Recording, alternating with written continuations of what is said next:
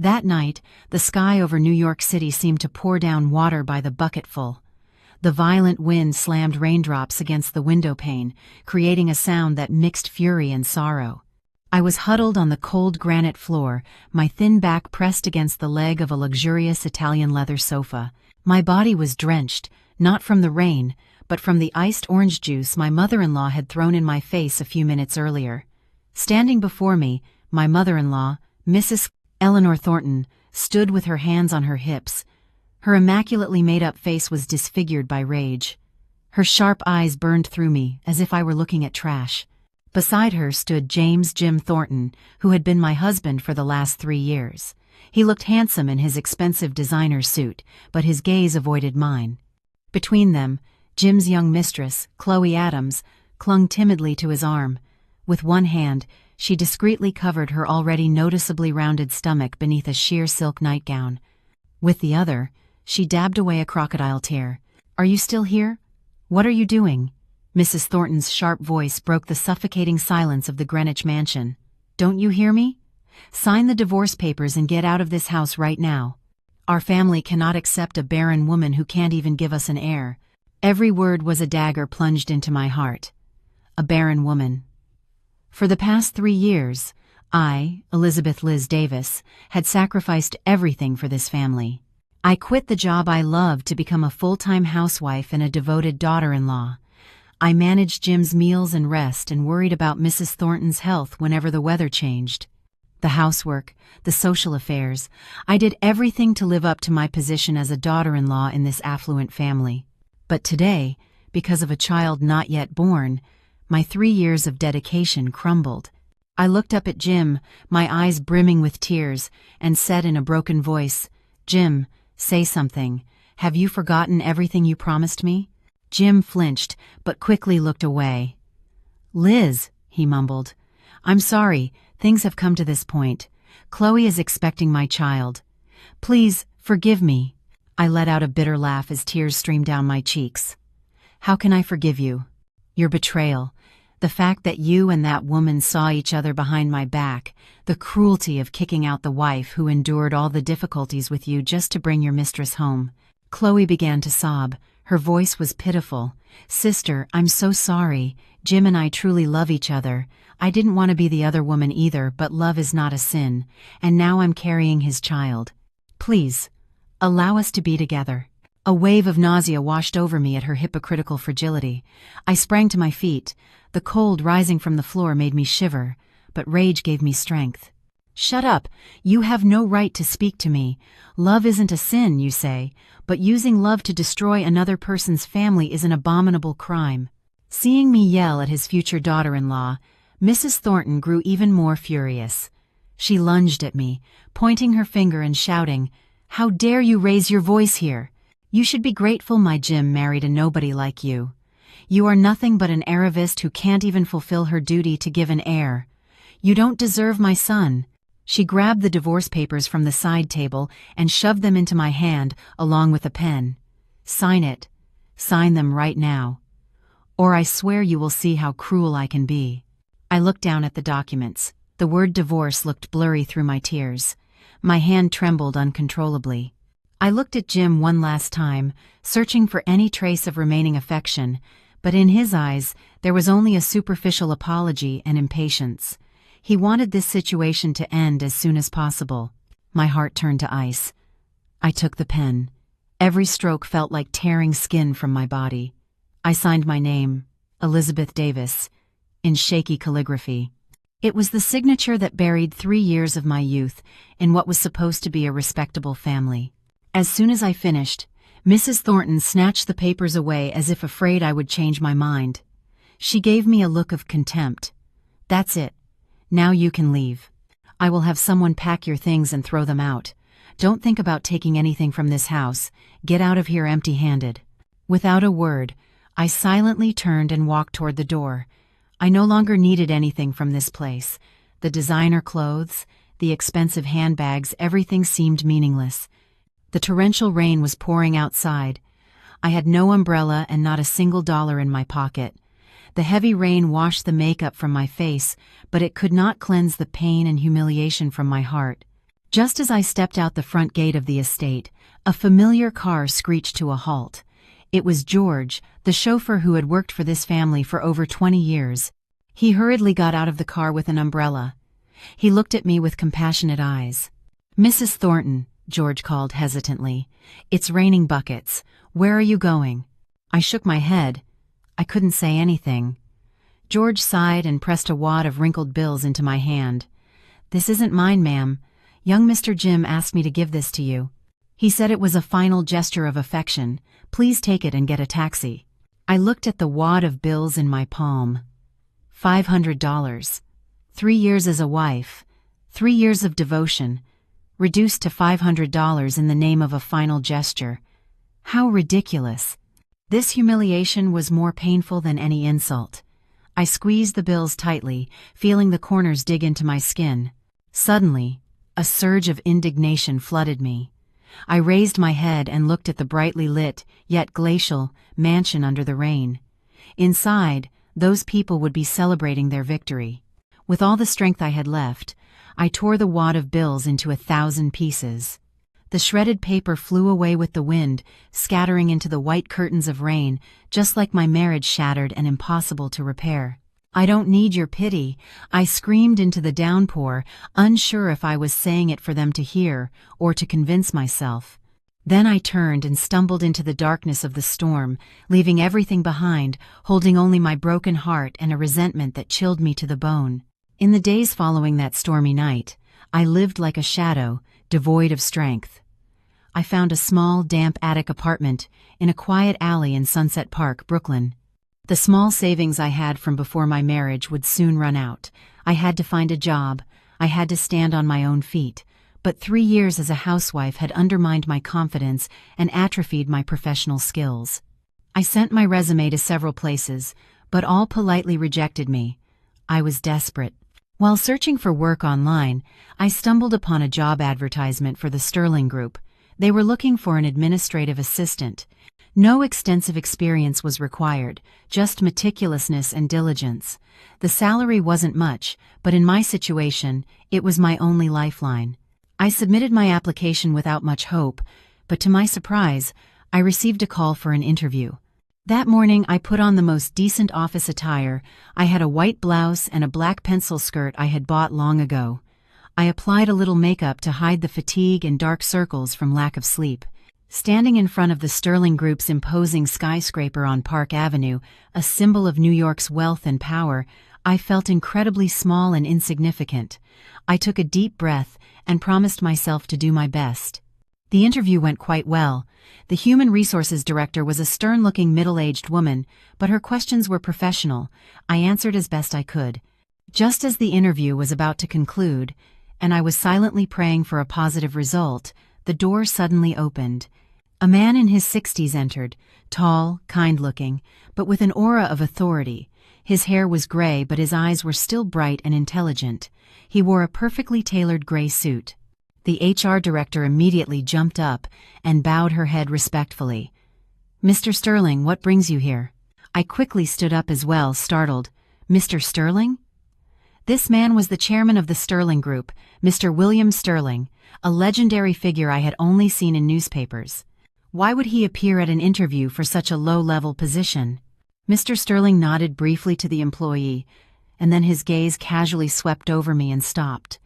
His eyes fixed on me. His expression changed. His usual authority vanished in an instant, replaced by extreme astonishment.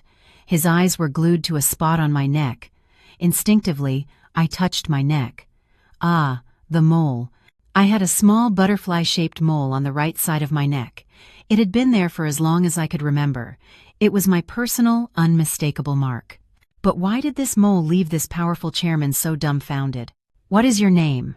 Mr. Sterling's voice trembled. His usual composure was gone. "Mr. Sterling, my name is Elizabeth Davis," I stammered, unable to understand what was happening.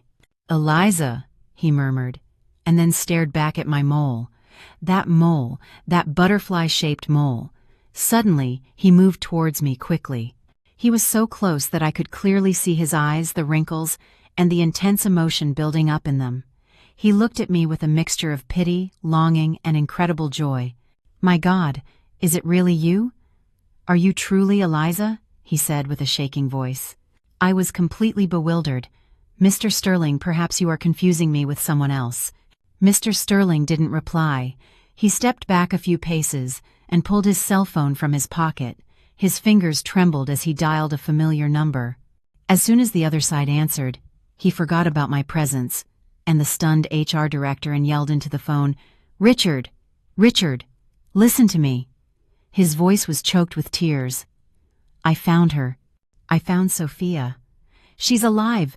She's here in front of me." "Sophia? Who is Sophia?" "My name is Elizabeth Davis." What on earth was happening? My head spun. This fateful encounter, the butterfly-shaped mole, and an unknown name, Sophia, coming from the mouth of the famous group chairman. Everything seemed to drag me into a whirlwind of unanswered mystery. I felt that my life, which had already hit rock bottom, was about to be thrown onto a crossroads I couldn't even imagine. Both the HR director and I were paralyzed by Mr. Sterling's reaction. After his urgent and emotional call, he immediately dismissed the director. I was left alone with him in the luxurious interview room, which now had a strangely tense atmosphere. He invited me to sit in the chair opposite while he paced the room, still unable to recover from the shock and emotion.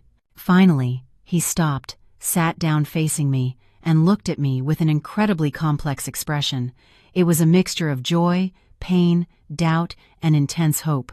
"Miss Davis," he began, his voice calmer yet still shaky, "could you tell me how old you are and what you know about your biological parents?" I was bewildered by the sudden question. "Yes, Mr. Sterling, I am 25 years old and I am an orphan. I grew up at the Sunflower Home for Children. The nuns told me they found me when I was very small and took me there." Hearing the words, "the Sunflower Home for Children," Mr. Sterling's eyes shone again. He nodded repeatedly, as if confirming something. "Yes, of course, the Sunflower Home. Everything fits." "Everything fits?" I understood less and less. "Mr. Sterling, what is going on? And who is this Sophia you called earlier?" Mr. Sterling took a deep breath, trying to calm down. He looked at me with eyes full of compassion. "Sophia is the name of my lost niece.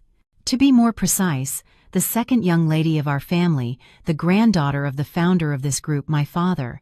I gaped, feeling a buzzing in my ears. Second young lady? Family? What did those distant words have to do with me, an orphan? Mr. Sterling began to recount a tragic history buried for 20 years. He said that 20 years ago, a terrible tragedy struck the family. The great chairman's second son and his wife Sophia's parents were kidnapped for ransom.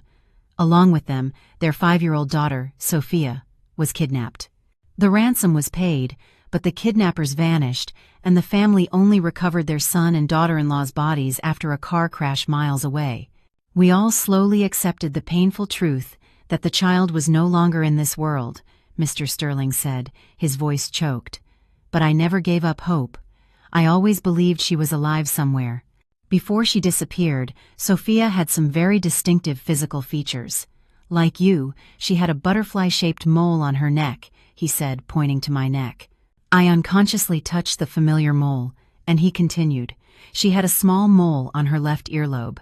Instinctively, I touched my left ear. Yes, I had a mole there. I had always thought it was a normal feature. And most importantly, Mr. Sterling looked straight into my eyes. The day the child was kidnapped and disappeared, we later discovered that the Sunflower Home for Children admitted a girl about 5 years old. The child suffered from temporary amnesia due to shock and had no identification. That child was you, wasn't it, Miss Davis?" Suddenly, my head began to throb. Mr. Sterling's words were like a key unlocking a door to dusty memories in my mind.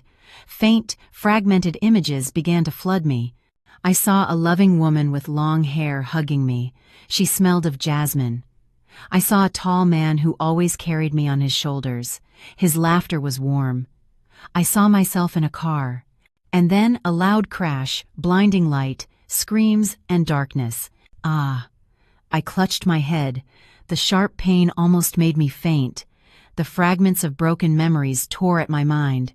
They were both familiar and strange. Mr. Sterling jumped up to support me. "Are you all right? Do you remember anything?" I shook my head, still in pain, my forehead slick with sweat. "I don't know. My head hurts so much. What are those images?" Mr. Sterling patted my back. His voice was comforting, but he couldn't hide his joy. "Don't force yourself, Sophia. I mean, Elizabeth, don't force yourself. Those are your memories. Memories of your parents. 20 years have passed. We can't expect you to remember everything right away." He helped me sit down again and poured me a glass of warm water. "I know this is all very sudden for you, but the mole on the earlobe, and the date you arrived at the orphanage, all the evidence matches astonishingly well.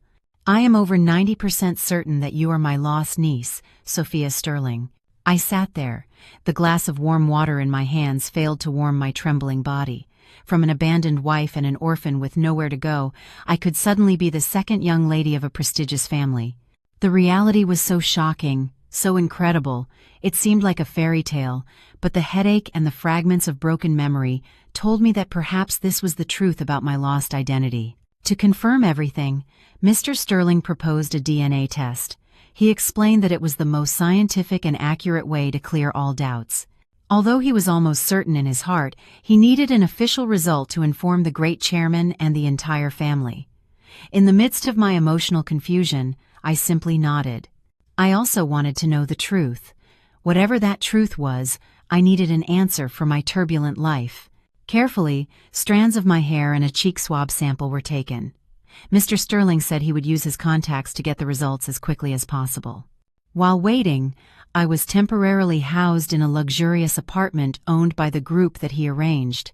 He asked me not to go anywhere, not to contact anyone, and just to rest and wait. Those few days felt like an eternity. I lived in an opulent space, but my heart was empty and anxious. I kept thinking about what Mr. Sterling had said, trying to piece together the fragments of memory, but the harder I tried, the more my head hurt. My parents, my family, the name Sophia. Everything felt like a strange, blurry dream. Who was I? Who was I truly? The question tormented me, giving me no peace. Finally, the day arrived. Mr. Sterling came to see me at the apartment in person. In his hand, he held a carefully sealed envelope. His face was tense but illuminated by hope. He sat down opposite me and placed the envelope respectfully on the table. "The results are here, Sophia." His voice was low, my heart pounded hard in my chest, and my hands, resting in my lap, were clenched. This was the moment that would decide my fate. Mr. Sterling slowly opened the envelope and pulled out the paper. He glanced at it, and his shoulders trembled slightly. He raised his head and looked at me. His eyes were red and tear-filled. Without a word, he slid the paper toward me. With trembling hands, I took the report. Numbers, complex scientific terms danced before my eyes, but I didn't need to understand them. I just needed to see the final conclusion, printed in bold and clear. Result of DNA sample analysis. The relationship between the two subjects is direct kinship. Probability 99.999%.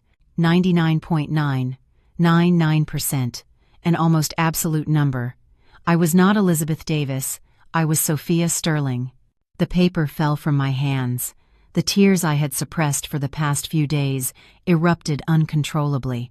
I didn't know if I was crying for joy or sadness. Joy at finally finding my roots, at knowing I wasn't an abandoned child. But this truth also meant that my parents were truly no longer in this world. They had been cruelly murdered. Mr. Sterling approached and placed a hand on my shoulder. It was a gesture full of comfort. "Yes, it's true. You are our Sophia. Welcome home, child." For the first time, someone called me by that name with such certainty. Sophia. Sophia. It felt both strange and familiar. Only after we had both calmed down did Mr. Sterling tell me more details about the old tragedy. He said the car accident was actually a very well-planned murder. The kidnappers received a huge sum for the time, but to eliminate the evidence, they acted cruelly. The police investigated for a long time but never found the culprits. The case became an unsolved mystery, the family's deepest wound. "Your parents were very good people," Mr. Sterling said sadly. Your father, Gabe Sterling, was a talented architect, but gentle in character.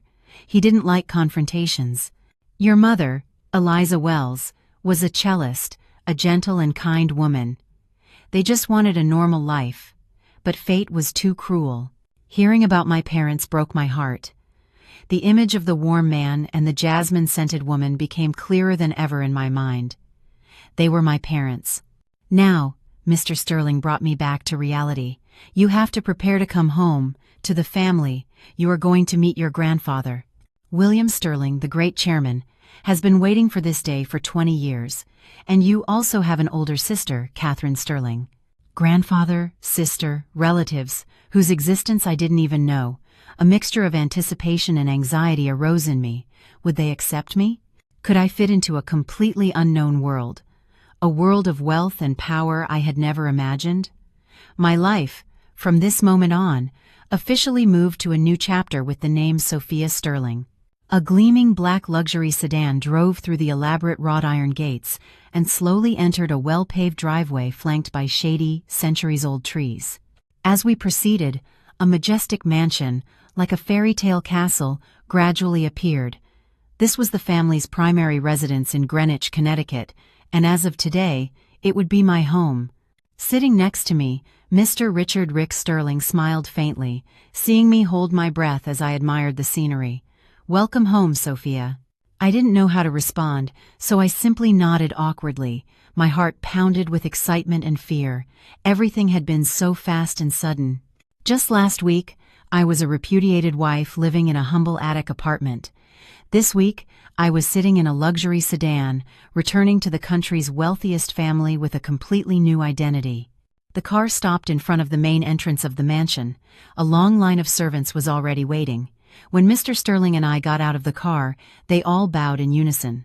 At the front stood a middle-aged man in an impeccable butler uniform. He seemed strict, but his gaze was very kind. "Second young lady, welcome back home," said the butler, Mr. Hemmings, in a low, respectful voice. Mr. Sterling introduced me. "Sophia. This is Mr. Hemmings, the butler. He has worked here since your father was a child." I bowed politely. "Hello, Mr. Hemmings." Mr. Hemmings looked at me. Genuine emotion appeared in his eyes. "You look so much alike. Second young lady, you are the spitting image of your mother when she was young." Mr. Hemmings' words comforted me. At least in this unfamiliar place, there was someone who recognized me through the image of my mother. Upon entering, I felt completely overwhelmed by the luxury. The floor was shimmering marble. A huge crystal chandelier hung from the high ceiling, and expensive classic furniture was tastefully arranged. Everything exuded extreme wealth and authority. As I looked around dazed, a clear voice came from the grand staircase. "Little sister, you finally returned." I looked up. A beautiful woman was descending the stairs. She wore a jade silk dress that accentuated her perfect figure and fair skin. Her hair was elegantly swept up, revealing a proud neck, and she wore brilliant diamond earrings. Her face was flawlessly beautiful, a sharp and captivating beauty. "This must be my sister, Catherine Sterling." Catherine approached me with a radiant smile. She embraced me familiarly. "Welcome back, Sophia. You don't know how long I've waited for this day."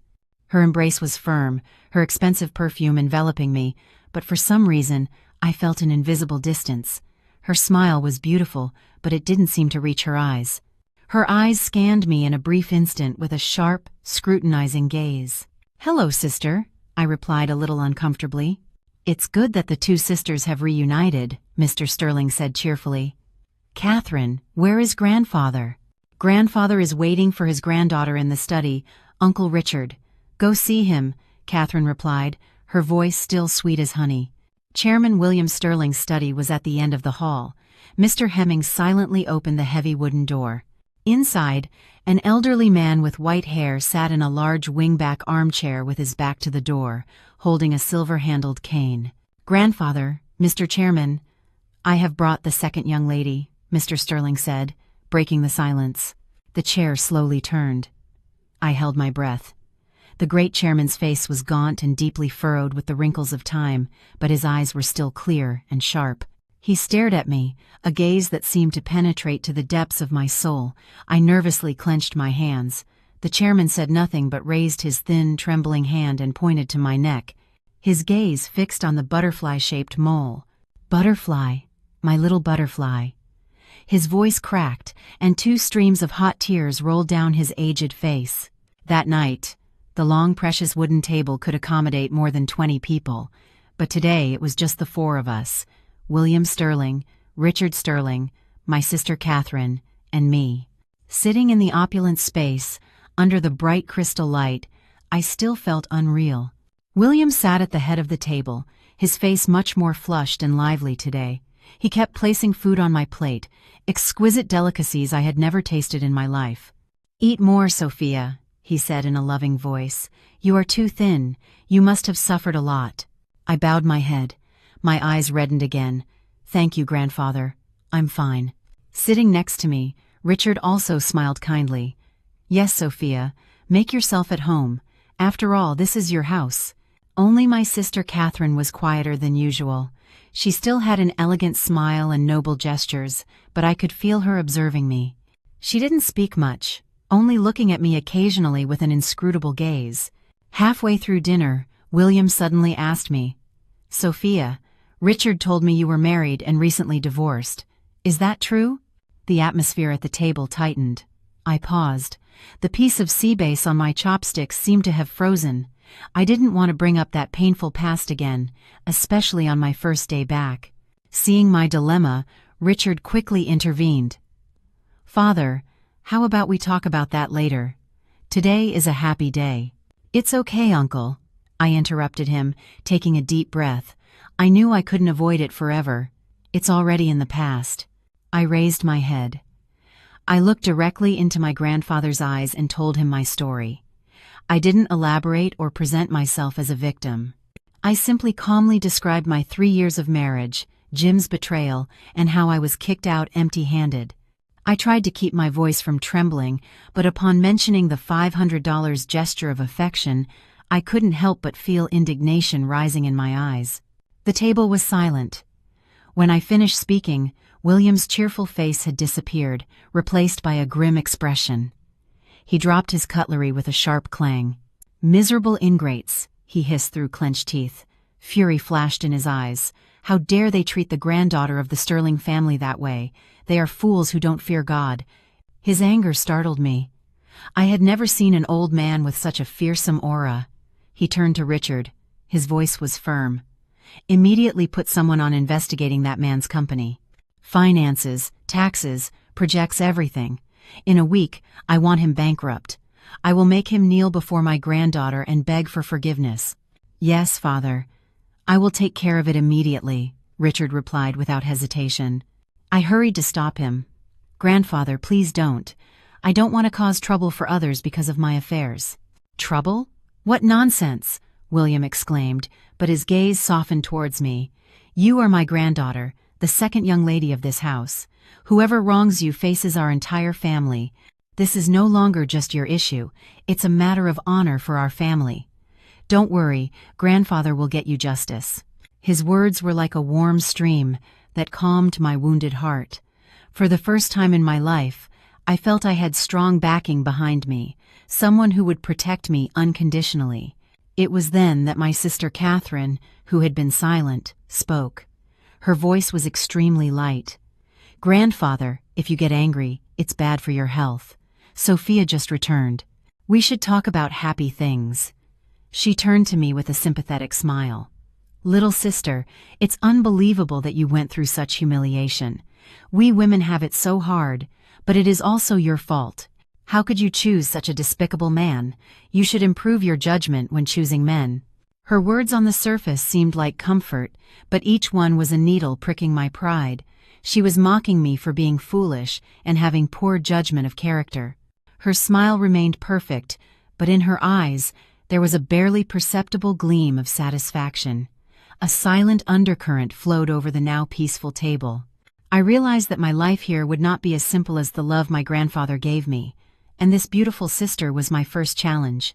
Starting the next day, my life entered a completely new orbit, one that my grandfather called a special training program. He said his granddaughter should not just be a decorative vase, but a worthy successor with the talent and courage to stand firm in the business world and assume the family's responsibilities. My daily schedule was packed. Early in the morning, the best tutors came to the mansion to teach me business administration, finance, and law. In the afternoon, I learned communication skills, social etiquette, wine tasting, and art appreciation. Even the way I walked, held a glass, or smiled. Everything had to be relearned from scratch according to high society standards. At night, I had to read and summarize mountains of documents about the Sterling Group's projects. To be honest, sometimes I felt exhausted. The vast knowledge and strict rules overwhelmed me, but every time I saw the expectant look in my grandfather's eyes, I told myself I had to try hard. He had given me a new life and a home. I couldn't let him down. Furthermore, deep in my heart, I also wanted to change. I didn't want to be the weak, dependent, and easily bullied Liz anymore. I wanted to be the strong, independent, and capable Sophia Sterling. My transformation did not seem to please my sister Catherine. On the surface, she showed interest and asked how I was doing, but I could feel her discontent. She often made casual comments during meals. "Grandfather is being too hard on you, little sister. You just arrived and need time to adapt. Oh, business is too boring for women. It's better to do floral arrangements or paint like me. Let grandfather and Uncle Richard handle the company matters." Every word of hers was like an invisible arrow, disparaging my efforts while subtly emphasizing her own comfortable position. But I just smiled silently. I knew my path wouldn't be easy, and this beautiful sister was my first challenge. One evening, passing by Catherine's study, I saw the door slightly ajar. Just as I was about to knock and greet her, I heard her voice on the phone. She sounded quite serious. "Investigate him thoroughly. His past, his relationships, any suspicious dealings. I want to know everything, especially his relationship with the Sterling Group's partner companies. Don't miss the slightest detail." After a brief pause, she spoke again, her voice several shades colder. "Yes. That James Thornton, that Sophia's ex-husband. Just do it. Money is not an issue, but it must be absolutely confidential. No one can know, not even grandfather." I felt my heart stop. Catherine was investigating Jim? Why? At the dinner table she had feigned disinterest, even mocked me. And now she was investigating him so thoroughly and secretly. Was it really to take revenge for me, as grandfather had ordered, or did she have other motives? I quickly backed away and hid in a dark corner of the hallway. My heart pounded like a drum. A sense of unease seized me. She was lying. She was lying to everyone. And who could I trust, having just entered this world? After almost a month of intensive training, my grandfather decided it was time for me to be officially introduced in public. The chosen occasion was a party to celebrate the signing of a contract between the Sterling Group and a major European partner. It would be a significant event attended by the media and business heavyweights. He said it was the best opportunity to establish my status. That night, standing in front of the large dressing mirror, I barely recognized myself. I was no longer the simple, unsophisticated Liz, nor the awkward, timid Sophia. The figure in the mirror was a dazzling, noble young lady. I wore a sapphire blue evening gown from a renowned brand. The tailored design accentuated curves I hadn't noticed before. My hair was pulled back in an elaborate updo, revealing my slender neck and the butterfly mole, which now looked like a unique ornament. Professional makeup highlighted my deep eyes and wine-colored lips, creating a seductive, confident, and mysterious aura. When I descended the stairs, both my grandfather and Richard gasped as they looked at me. My grandfather's eyes were filled with satisfaction and infinite pride. "You are beautiful. You have the same elegance as your mother in her youth," he praised, nodding. Beside him, my sister Catherine also wore an elegant cream-colored dress. She smiled at me and said, "Little sister, you are stunning tonight. You will undoubtedly be the star of the party." The compliment was still sweet, but I didn't miss the cold glint that crossed her eyes. The ballroom of the five-star hotel where the party was held was already full of guests. Camera flashes kept firing. When our family entered, all eyes turned toward us, especially toward me, a completely unknown face next to the great Chairman William Sterling. After the solemn signing ceremony, my grandfather took the microphone and declared energetically to all the distinguished guests, "I take advantage of this important occasion to officially introduce a new member of our family. This child is my granddaughter, Sophia Sterling, whom we lost for 20 years and who has recently returned." The ballroom instantly filled with murmurs, whispers, looks of curiosity, and astonishment were directed at me. I took a deep breath. I remembered what I had learned about deportment. I raised my head and faced everything with a serene and confident smile. As expected, I was soon surrounded by partners and journalists, but I was no longer the Liz who didn't know what to do. Thanks to the knowledge I had acquired, I calmly answered their difficult questions, from personal matters to business issues. Especially when the president of the partner group, a distinguished European gentleman, approached to talk to me. I surprised him. Not only could I converse with him in fluent English, but also in basic French, which I had diligently studied. I recognized the type of wine he was drinking and commented knowledgeably. I even discussed the similarities in the business culture of both countries, a topic I had researched thoroughly the night before. The French executive was fascinated.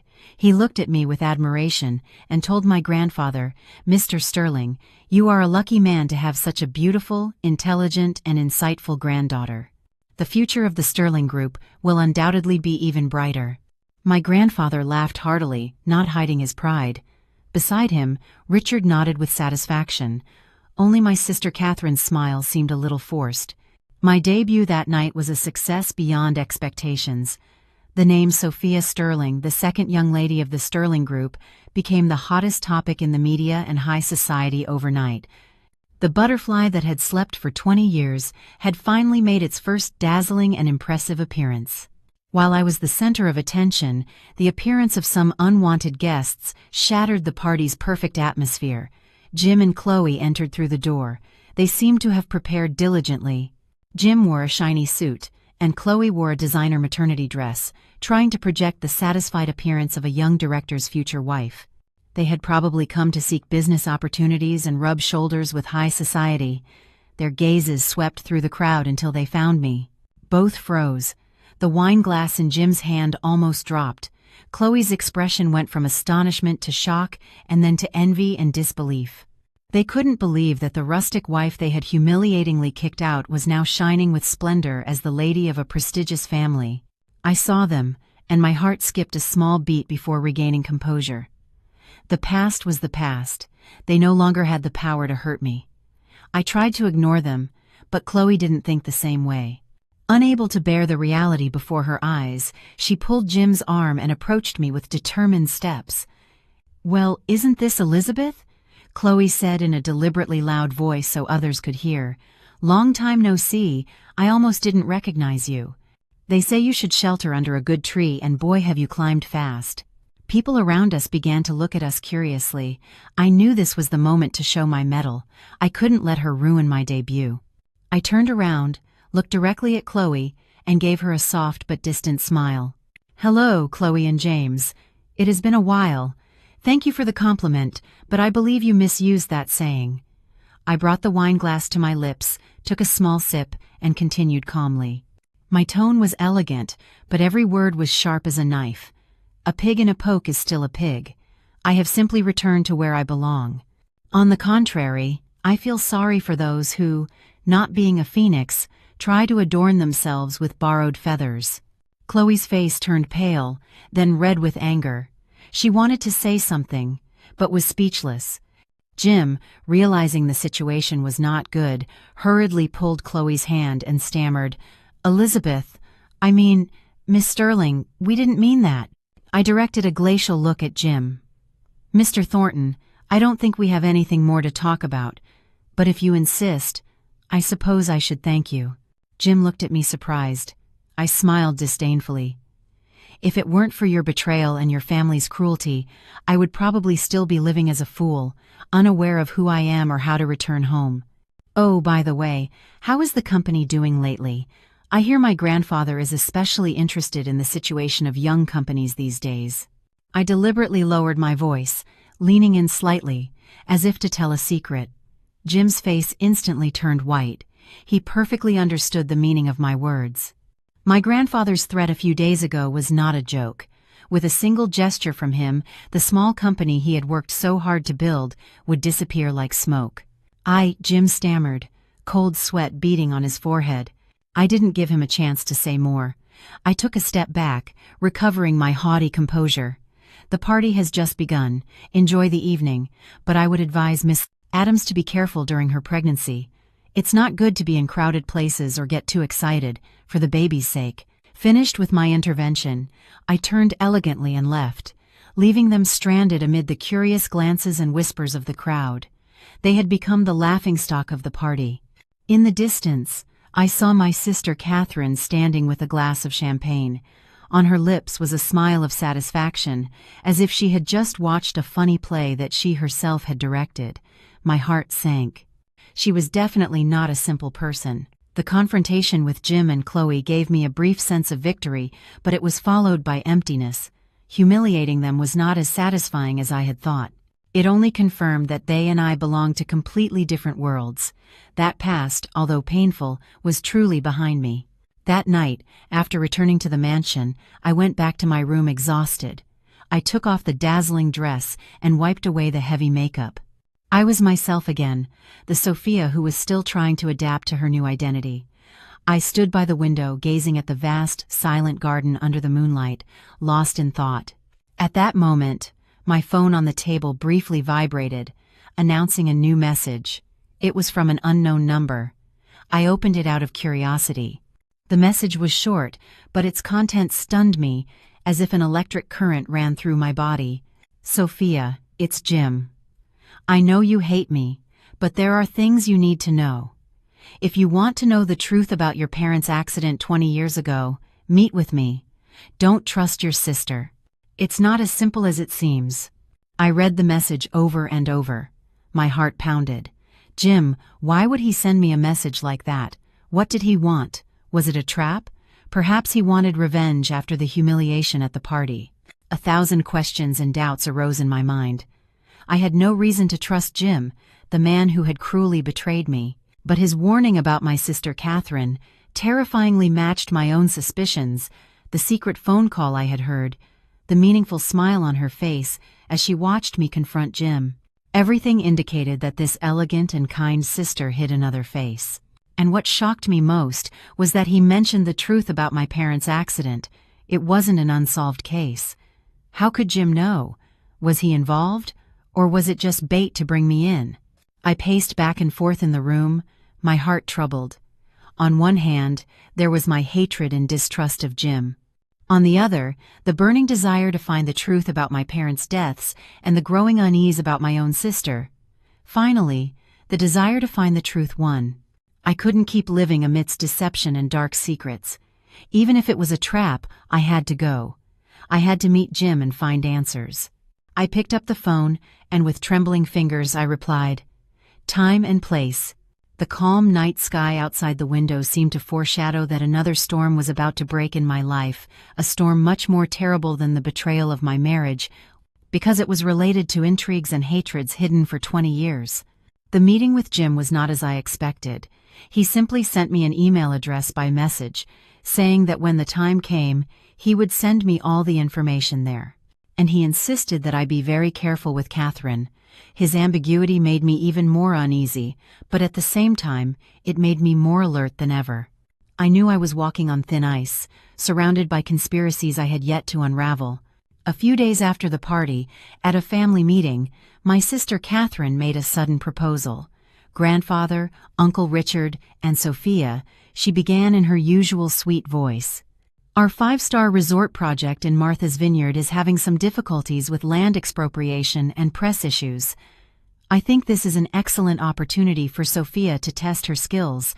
She turned to me with false encouragement shining in her eyes. You have just presented yourself in public, and your image is very positive. If you go there in person and resolve everything satisfactorily, you will not only demonstrate your capacity, but also gain great credibility within the group. Your sister trusts you can do it. William and Richard seemed to consider it. The Martha's Vineyard project was a key project with an investment of billions of dollars. The problems that had arisen were truly a headache. Catherine's proposal at first glance seemed very reasonable. It would solve a problem for the company and give me a chance to prove my worth. "It's not a bad idea," my grandfather nodded. "Sophia, what do you think? Do you have the courage to accept this challenge?" All eyes focused on me. I looked into Catherine's eyes, trying to find something hidden behind that perfect smile. I knew it was a trap. If such a large project was in trouble, it was certainly not a simple matter. She was trying to push me into a difficult situation, a complex problem that, if I didn't solve, would make me fall from grace with my grandfather and the board of directors. But if I refused, I would appear weak and incompetent. "Grandfather, uncle, sister," I stood up and said in a calm but firm voice, "I accept the mission. I couldn't back down. This was my chance to show I wasn't anyone's puppet." I immediately requested to see all the project documentation. I spent the entire afternoon locked in my office, meticulously reading every document, every contract line, every financial report. And as I expected, the problem was far from simple. I found irregularities in the accounting books. There were large disbursements for compensation and aid, but without clear documentation to back them up. Everything was approved with my sister Catherine's signature as vice president and project manager. More seriously, I found the contract with a partner company specializing in land management called Hercules Development. The name itself didn't catch my attention, but the company's registration address froze me. It was the former address of Jim's company before he moved to a larger, more presentable office. A murky connection began to emerge. Catherine and Jim had a business relationship. She had given Jim's company a part of this lucrative project, and it was very likely that those opaque expenses had gone into their personal pockets. This trap in Martha's Vineyard was not just to sink me, but also to cover up her own corrupt practices. I felt a chill. The complexity of the matter far exceeded my imagination, but instead of fear, a flame of determination burned within me. I had to go to Martha's Vineyard. Not only did I have to solve this mess, but I also had to unmask my respected sister's true face. The plane landed at Martha's Vineyard Airport at noon under a scorching Sunday. Without wasting time, I headed directly to the project site. The spectacle I found was even more chaotic than what I had read in the reports. The main entrance was blocked by a group of local residents. They held signs and shouted slogans while the workers clustered, unable to work. The atmosphere was extremely tense. The project director, a middle-aged man named Mr. Miller, ran to greet me, his face pale. "Vice President Sterling, you've arrived. The situation is very complicated. The residents refuse to move. They accuse us of being scammers and claim the compensation is unfair." My gaze was not directed at the protesting crowd, but toward the nearby coast. Among the small fishing boats, a yacht was moored, old but still seeming robust. On the hull, 2 words were written, faded by time but still legible: Sea Butterfly. That name, for some reason, made my heart skip a beat. A strange feeling of familiarity washed over me. Sea Butterfly, like the mole on my neck. A faint memory fragment crossed my mind. The sound of waves, the smell of salt breeze, and a man's laughter. "My little butterfly, come here." "Whose yacht is that, Mr. Miller?" I asked in a slightly trembling voice. Mr. Miller followed the direction of my finger and scratched his head. "Ah, that belongs to the old fisherman Matthew. They say it's an inheritance from his father, who was also a famous sailor in his day. He's already passed away. His son sold us the land but refused to sell the yacht and left it moored there. I felt I had to go there. An invisible force was pulling me toward that old yacht. Despite Mr. Miller's protests, I headed to the dock alone.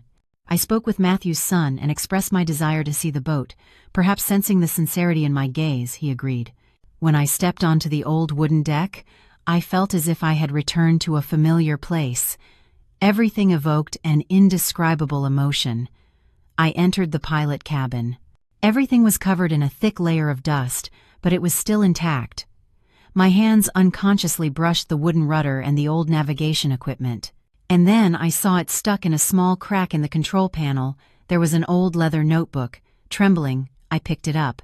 Inside, on yellowed pages, were meticulous annotations in beautiful calligraphy. It was a logbook. When I opened the first page, my heart seemed to stop. The first line read, "Navigation Diary of Gabe Sterling." It was my father's diary. I fell to the floor, clutching the diary to my chest with both hands. Tears streamed down. My father had been here, on this very boat. It was his legacy.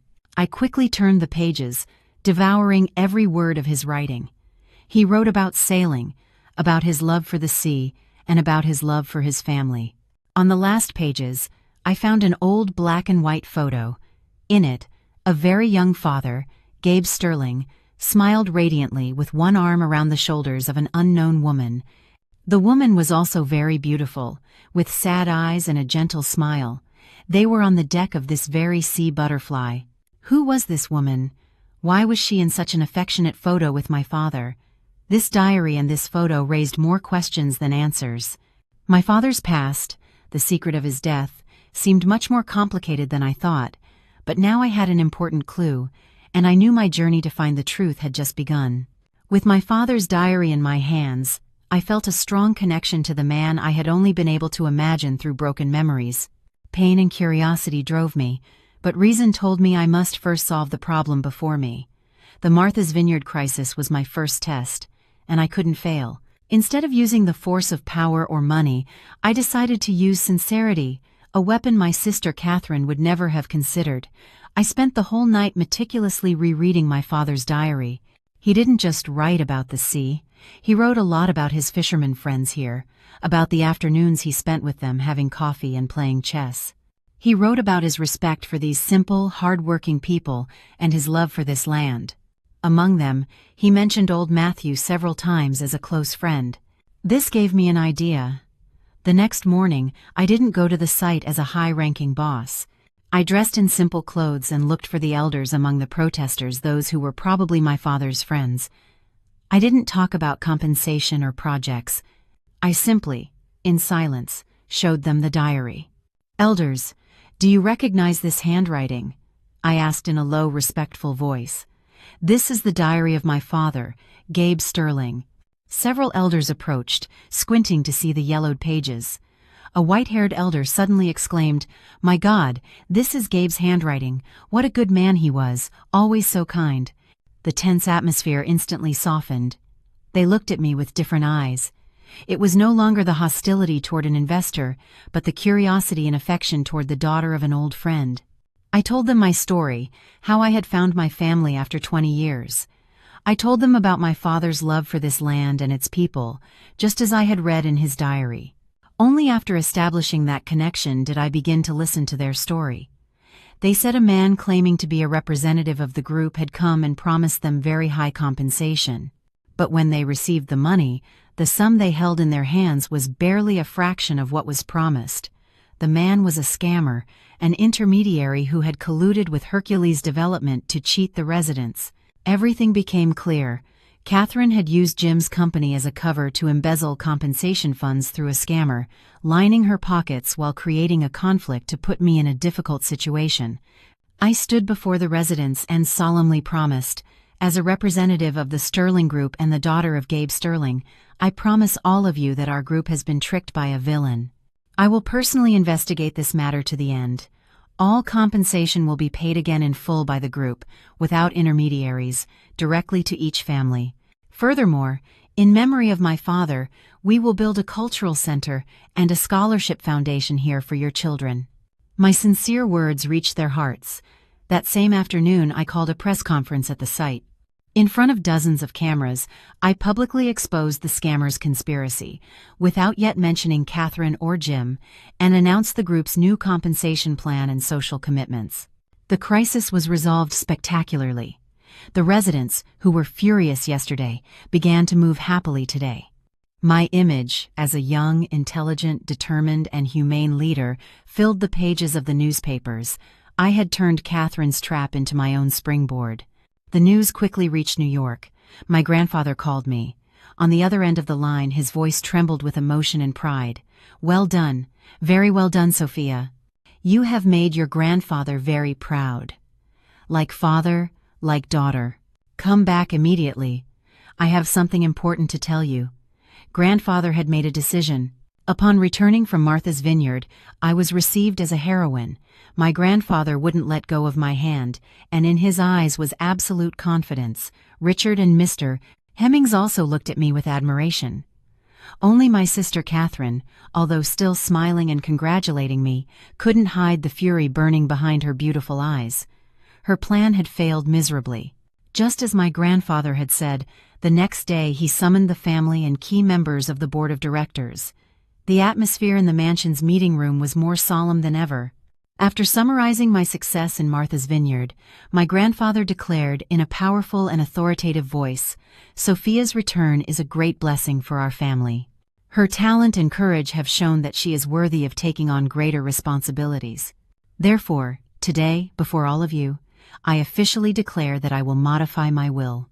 My 51% stake in the Sterling Group and the future position of chairman of the board will be transferred entirely to my granddaughter, Sophia Sterling." A deathly silence filled the room, quickly followed by murmurs of surprise. It was a shocking decision. It meant that I, who had returned less than 2 months ago, would become the official heiress of the vast empire. I was stunned. Richard looked at me, smiled, and nodded. As for my sister Catherine, I saw her face turn pale. Her hands under the table were so tightly clenched that her knuckles turned white. She had lost everything. The envy and hatred in her eyes were almost impossible to hide. After the meeting, when everyone had left, my grandfather asked me to stay in his study. He took my hand and said with a kind look, "Sophia, I know I am giving you a very heavy burden, but grandfather doesn't have much time left. I trust you will do well. You have to protect this family business. And be careful." His words stopped abruptly. His face contorted in pain. He clutched his chest, and his breathing became difficult. "Grandfather! Grandfather!" I screamed in alarm. William stumbled and slowly collapsed to the floor. His eyes closed. "Help! Help! Grandfather has fainted!" I screamed desperately. My screams alerted the entire mansion. An ambulance quickly arrived, and my grandfather was taken to the hospital in critical condition. The doctor diagnosed that he had suffered a stroke due to strong emotion. He fell into a deep coma, and it was unknown when he would wake up. The entire family plunged into worry and chaos. But while Richard and I kept vigil at the hospital, my sister Catherine went into action. She had been waiting for this opportunity for a long time. The next morning, as vice president and the only direct family member of William present at the company, she called an emergency board meeting. She declared that the great chairman, due to his advanced age and delicate health, had been deceived and had made an imprudent decision, and then she delivered the final blow. She brought in Jim, who suddenly appeared at the meeting as a witness. Jim testified that I was not Sophia, but an imposter named Elizabeth Davis, and that I had used trickery to deceive the entire family. To add more credibility, Catherine even presented a falsified medical report concluding that my DNA did not match the family's. The entire board of directors was in shock. Richard stood up and vehemently objected, but my grandfather's new will had not yet been notarized. His words no longer carried much weight. With the evidence and witness presented by Catherine and the fact that my grandfather was in a coma, the balance of power tilted completely in her favor. The board approved a motion to temporarily suspend all my positions, deny my informal right to succession, and delegate all management of the group to Vice President Catherine Sterling, until the great chairman woke up or there was a court ruling. The storm came as fast as a hurricane.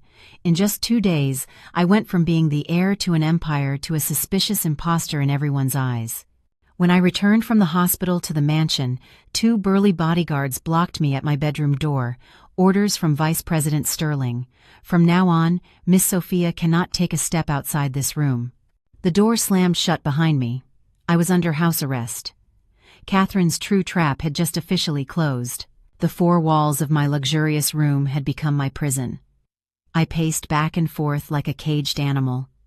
Confusion, anger, and fear overwhelmed me. Catherine had completely turned the tables. She had not only seized the group, but had made me an imposter, a puppet in her hands.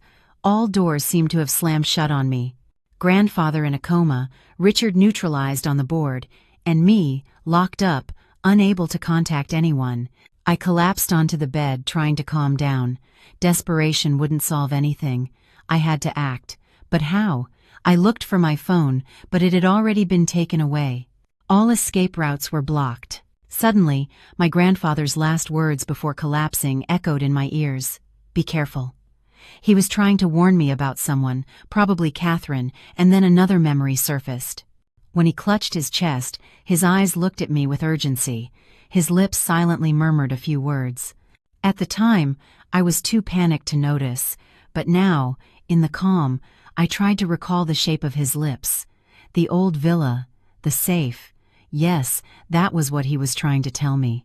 The old boathouse, a building in a secluded area of the estate that, I had heard, had been sealed for a long time. He wanted me to go there. Inside, there was a safe, and inside it, there must be something that could change the course of events. A faint flame of hope was rekindled. I couldn't stay here waiting for my end. I had to escape. I waited until midnight, when the entire mansion fell silent, and then I acted.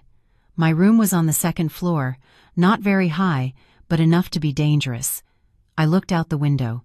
Below was a soft lawn, and fortunately, an old wisteria tree grew near the garden wall. Its gnarled branches could serve as an improvised ladder. I tied my bedsheets together to form a sturdy rope. I tied one end firmly to the bedpost and dropped the other down. My heart pounded like a drum. I had never done anything so reckless, but the thought of my grandfather, the thought of the truth that needed to be revealed, gave me courage. I took a deep breath, climbed out the window, grabbed the sheet rope, and slowly descended. The cold night wind hit my face, but I was no longer afraid. When I was almost on the ground, I let go and landed softly on the lawn. I had done it. I hid in the darkness, carefully observing my surroundings.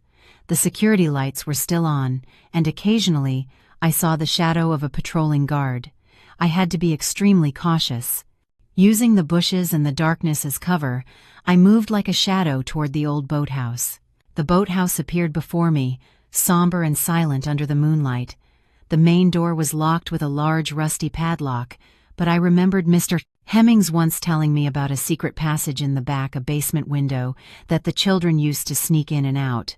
I slipped along the moss-covered wall until I found it. The wooden window was rotten, and I managed to open it with a little force. I slipped inside. The damp, cold air instantly enveloped me. I turned on the flash of my smart watch that Catherine hadn't bothered to take from me. The weak light swept across a space full of dust and cobwebs. The place seemed long forgotten. Just as my grandfather had said, the safe was hidden behind a large painting in the study. I found the study and removed the landscape painting. An old steel safe appeared on the wall, secured with a combination lock. What to do? I tried my grandfather's birthday, my father's, Catherine's, all incorrect. Desperate, I sat on the floor, staring intently at the safe. Suddenly, the name Sea Butterfly crossed my mind. The Sea Butterfly. I tried the date my father had written in his diary. The day he completed his last voyage on that yacht. Click. A small sound was heard. The safe door opened. My heart was about to burst. Inside, there was no money or jewelry, only a stack of papers. I grabbed them with trembling hands. They were medical reports, and when I read the conclusion, I felt the world collapse. The report stated that I, Sophia Sterling, had no blood relation to the family. It was identical to the one Catherine had presented at the board meeting. Why? Why would my grandfather hide a falsified report that harmed his own granddaughter? Could it be? Could it be that I wasn't really his granddaughter, that everything was a mistake? Extreme confusion and despair washed over me. As I stared blankly at the papers in my hand, a flashlight suddenly illuminated my face. The light was blinding. Well, well, look what little mouse has hidden here.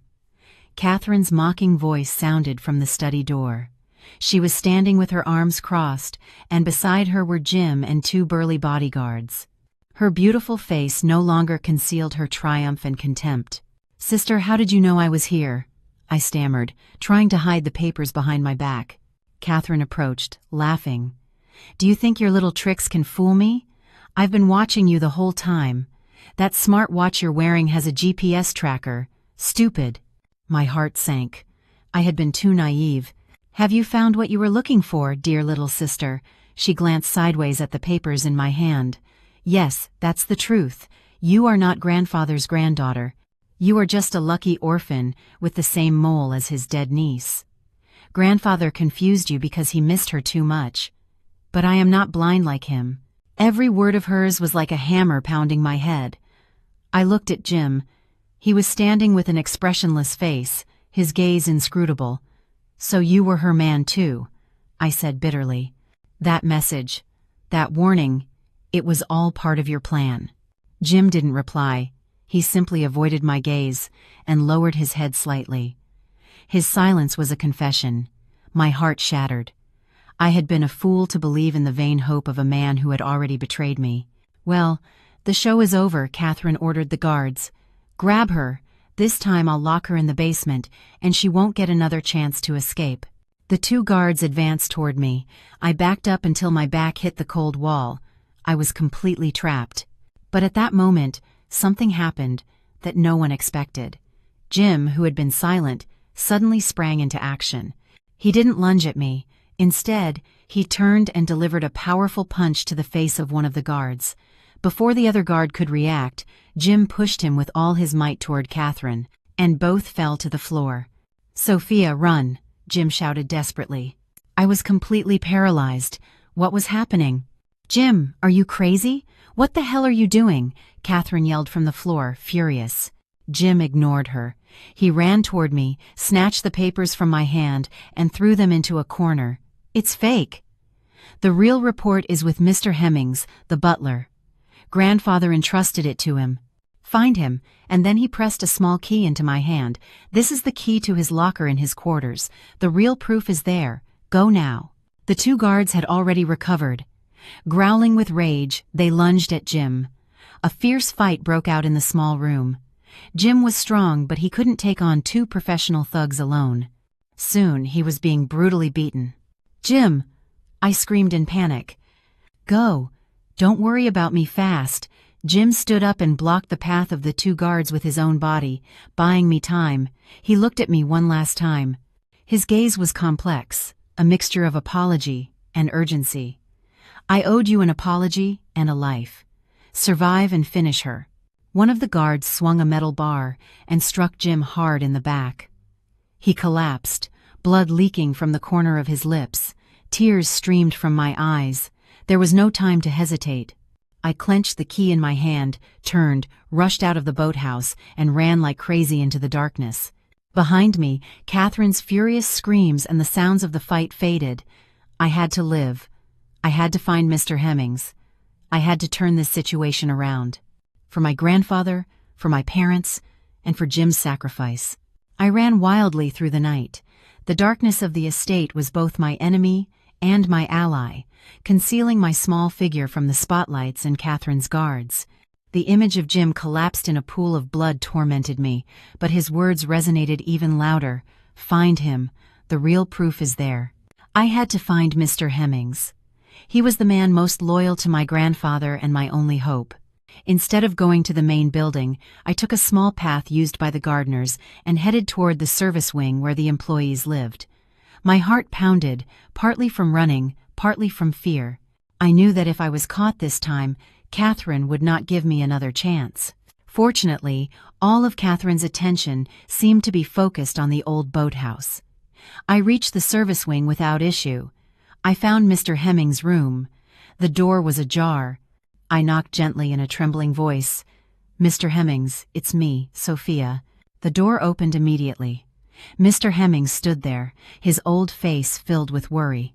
Seeing me with dirty clothes and disheveled hair, he quickly pulled me inside and closed the door. "Miss Sophia, my God, how did you get out? You don't know how worried I was." "Mr. Hemmings," I gasped, showing him the key Jim had given me. "Jim said grandfather entrusted you with the real documents. Where are they?" Mr. Hemmings looked at the key, and then at me. A light of determination shone in his eyes. He didn't ask many questions, he simply nodded. "Follow me." He led me to an old wooden wardrobe in the room. He didn't use my key, but took another from his pocket and opened a secret compartment. Inside were no documents, but a yellowed, carefully sealed letter. On the envelope, in my grandfather's familiar handwriting, was written, "To be delivered only to my granddaughter Sophia, in case my life is in danger or the family faces a crisis." "The great chairman entrusted this letter to me last year," Mr. Hemmings said in a low voice. "He said that in this letter, miss, you would find all the answers you need, and your key serves to open the metal box where the evidence mentioned in this letter is kept." Mr. Hemmings used my key to open a metal box next to it. Inside was a thick stack of documents, but he gestured for me to read the letter first.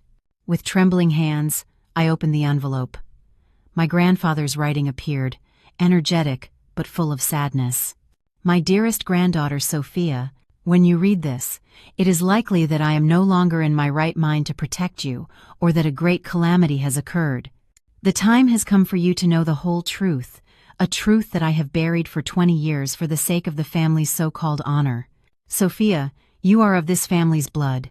You are the biological daughter of my son, Gabe Sterling, but your mother, Eliza Wells, was not his only wife. Catherine's mother, the first wife, was the legitimate wife. Your father and your mother truly loved each other, but due to family pressure, he had to marry Catherine's mother. Your mother, Eliza, was the woman in the photo you found on the sea butterfly, my son's nameless second wife. Catherine's mother, who lived her whole life consumed by jealousy, could not accept your existence. When she learned your mother was pregnant, she went insane.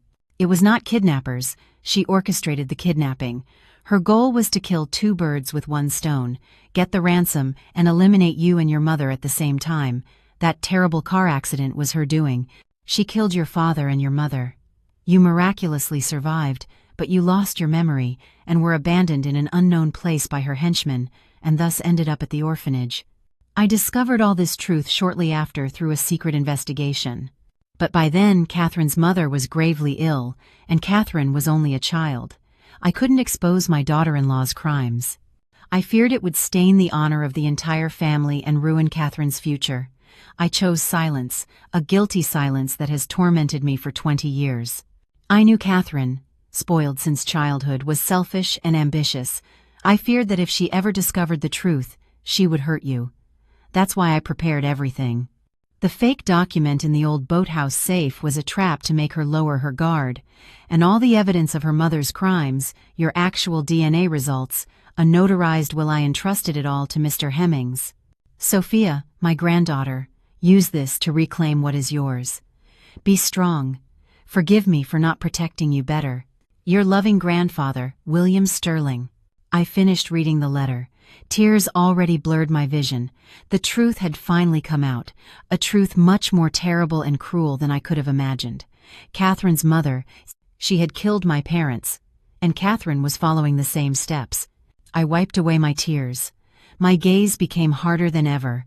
I looked at the pile of evidence in the metal box. It was no time to be weak. It was time to fight. The next morning, the board of directors meeting was held to decide the group's future. Catherine, dressed in an authoritative black suit, sat in the chairman's chair, not concealing her triumph. She was preparing for the final step to legitimize her position. "Ladies and gentlemen," Catherine began in a confident voice. "As you know, the great chairman, Mr.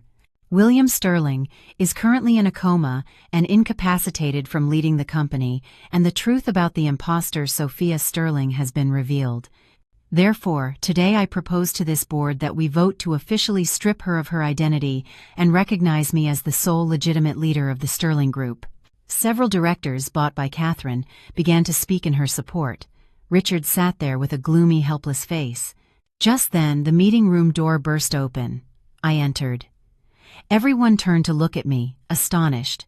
Catherine was the most surprised. "You? What are you doing here? Where are the guards?"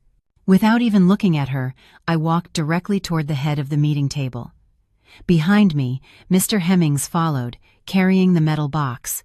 I wore a white suit. My face was cold, but my eyes were burning.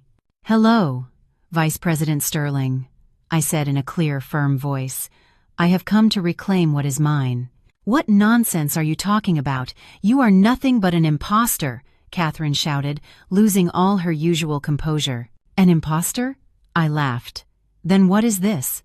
I opened the box and pulled out the evidence one by one, placing it on the table. The original DNA report with a 99.999% match. The will notarized by a lawyer naming me sole heir.